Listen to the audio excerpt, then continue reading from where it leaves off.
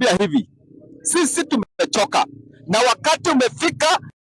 na kama sio sasa ni sasa hivi, kwamba resolution zetu number one tunataka kukuambia ya kwamba hiyo finance bill ambayo unasisitiza ipitishwe na wabunge, tunagojea tu ipite hivi, na ikipita tunataka kuambia baba ambaye ndiye people's president alete makaratasi mara moja, tuweze kuweka signatures milioni 2 tukutoe kwa hiyo State House, kwa sababu sisi hatuwezi kubali kuweka mgandamizi katika State House ambaye hana huruma na wananchi hata kidogo. Resolution ya pili,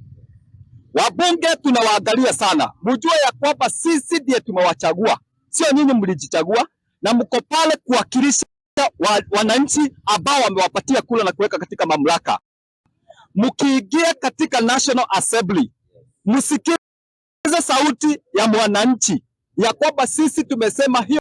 Finance Bill 2023 ni null and void, na mkiipitisha mkuja mjiandae, tunaenda by election huku mashinani, kwa sababu si lazima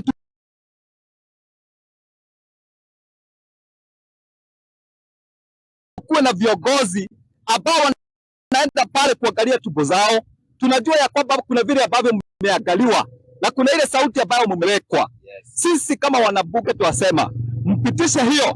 by election zinawafuata, na tutahakikisha ya kwamba tumewaondoa kwa hizo viti, tuweke wale watu ambao wanasikiza sauti ya mwananchi.